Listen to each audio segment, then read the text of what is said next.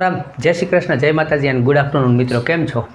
સરસ મજાની તૈયારીઓ કરી રહ્યા છે. એમાં આપણે પણ નાના નાના ટોપિકને આન તેન જે કંઈ બાકી રહી જતું હોય એ શીખવવાની પ્રયત્ન કરીએ છીએ. આમ તો બધું કરાવેલું છે, પણ શું છે કે આપણે બધા ગુજરાતીઓ એવા છીએ કે ઓલા કે ને ભીં પડે ત્યારે ભાગ્યે, એમ હવે અત્યારે ભીં પડી છે એટલે બધાને શીખી લેવું છે. કંઈ વાંધો નહીં, થાય એટલું આપણે તો કરી લઈએ, જેથી કરીને એમ થાય કે જેટલું આવડ્યું એટલું બરાબર. એમાંનો અત્યારે ગણિતનું પેટર્ન જે છે ને આ બહુ ફેવરિટ છે. આપણે એમ કહીએ ને કે ભાઈ ગુજરાતની અંદર જો તહેવારોમાં ફેવરિટ તહેવાર ગણીએ તો કે ભાઈ નવરાત્રિ બધા માટે આમ સ્પેશિયલ.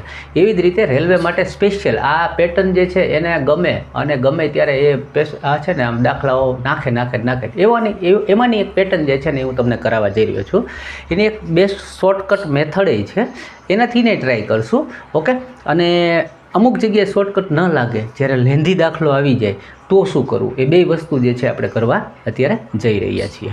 ઓકે, તો આખો વિડીયો જોજો, લાઇક બાઇક કરો, શેર સબસ્ક્રાઈબ કરો, થોડાક બીજા મિત્રો ભાઈઓ સુધી આ દાખલો જે છે અથવા તો આપણી મહેનત જે છે એના સુધી પહોંચે ને એને 2 માર્ક વધારે મળે.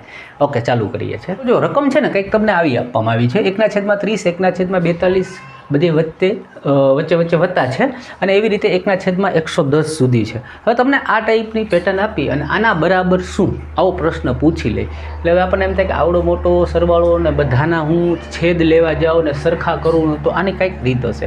તો આ જે છે ને આની એક તો પહેલાં શોર્ટકટ મેથડ છે એ આપણે જોઈ લઈશું અને આ દાખલાને કરવો કેમ. હવે ક્યારેક છે ને એ તમને આ રીતે તોડીને આપે, જો તોડીને નથી આપતા તમારે એને તોડવો પડે. તોડવો કેવી રીતે પડે કે છેદ જે છે એને તમારે એવા સ્વરૂપમાં લઈ જવું પડે કે બે સંખ્યાનો જે ગુણાકાર છે ને ઓકે એ ક્રમિક હોય. જેમ કે 30 છે તો હું એને 5×6 એટલે ક્રમમાં આવ્યા, 5 ને 1 6 આવ્યા તો એ 30 બને છે. એવી જ રીતે અહીંયા હવે એ 6 છે ને ઉપયોગ અહીંયા થતો હશે એટલે કે 6×7 એટલે કે 6 × 7 = 42, 7 × 8 = 56, 8 × 9 = 72, પછી 9 દાણ 90. ઓકે, અને અહીંયા શું આવશે તો કે 10×11 એટલે 110. તો આ રીતે પરીક્ષામાં આખું નહીં તોડવાનું, તમારે ખાલી પહેલું પદ મળી જાય એટલે પછી મનમાં જુઓ 5 × 6 = 30 છે, પછી 6 થી પાછો 6 પછી 7 લઈ શકું છું, 7 પછી 8, 8 પછી 9, 9 પછી 10 અને 10 પછી 11. એટલે આ સ્વરૂપમાં મેં આને તોડી શક્યો. ઓકે, તો હવે જુઓ આનો આન્સર તમારે કરવા માટે કરવાનું શું તો કે ઉપર એકડા કેટલા છે 1 2 3 4 5 ને 6 એટલે અંશમાં 6 એકડા છે એટલે કે તમારે ઉપર 6 મૂકી દેવાના. હવે નીચે જોશો તો સૌથી છેલ્લું નીચે શું છે તો કે 11 અને સૌથી પહેલું શું છે તો કે 5. એટલે એ બંને બધા ગુણાકારમાં છે એટલે કે 5×11 એટલે 11×5 = 55. આ તમારો આન્સર થયો એકદમ શોર્ટ મેથડથી. ઓકે, પણ તમને નીચે બેની વચ્ચેનો ડિફરન્સ 1 હતો એટલે શોર્ટકટ મેથડ તમે વાપરી શક્યા. પણ જ્યારે આવા 3 પદ છેદમાં આપી દીધા, નીચે 4 પદનો ગુણાકાર આપી દીધો, 4 અંકનો ગુણાકાર આપ્યો, તો તમારે શું કરવું પડે તો એના માટે તમારે ફરજિયાત તમારે જે સૂત્ર છે એને શીખવું જ પડે, એને સમજવું જ પડે.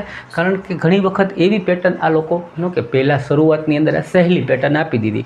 હવે આ જ જે પેટર્નનો દાખલો છે એ તમને 7-8 દિવસ પછી પૂછવો છે તો બેઠે બેઠો નહીં પૂછે, એને થોડોક ડિફરન્સ કરીને પૂછશે, થોડોક અઘરો કરીને પૂછે તો ડિફિકલ્ટ બનાવશે તો એ આ ટાઈપ કંઈક તોડશે.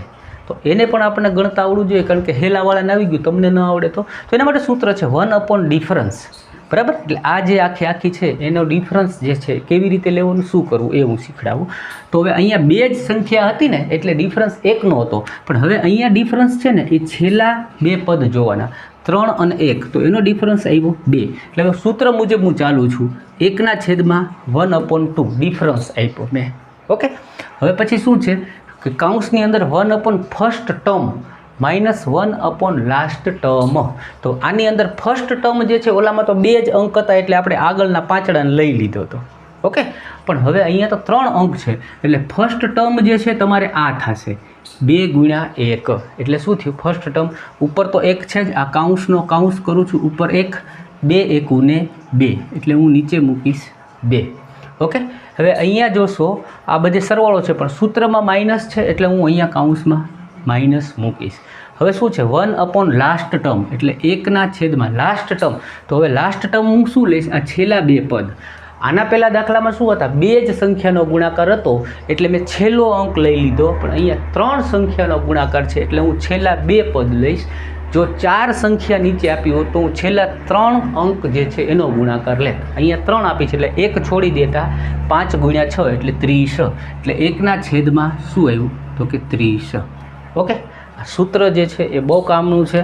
આ તમને આટલું ખાલી આવડી જાય એટલે તમે હવે આને ક્રેક કરી શકો. હું કેવી રીતે તો કે ભાઈ હું પહેલાં તો છેદ સરખા કરું તો આને હું × 15 કરીશ તો ઉપરને પણ × 15 કરું તો જ 30 બનશે. ઓકે, એટલે હવે જો 15માંથી 1 જાય તો શું વધ્યું તો 15માંથી 1 જાય તો 14. છેદમાં શું છે તો કે 30. અને આ 12 જે છે એ ગુણાકારમાં છે 1ના છેદમાં 2. ઓકે, એટલે 2થી આપણે છેદ ઉડાડીએ તો ઉપર 7, 7ના છેદમાં 30. તો આ જે છે એના બરાબર શું જવાબ થશે તો કે 7ના છેદમાં 30. આ પેટર્ન છે ને એમને બહુ વાલી છે અને બહુ બધી વાર પૂછે છે. અને આના સ્ટુડન્ટોએ મને જ દાખલાઓ મોકલ્યા છે ફોટા, સર આ કંઈક આવડે તો કરાવો ને, આવું બહુ પૂછે છે, અમને આવડતું નથી.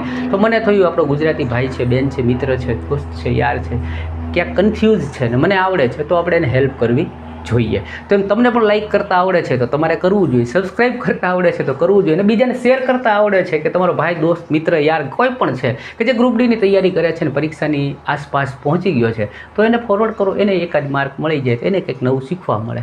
ઓકે, તો મને આશા છે કે તમને ગમ્યું છે, સરસ રીતે સમજાવવાનો પ્રયત્ન કર્યો છે, આવડી જ ગયું છે.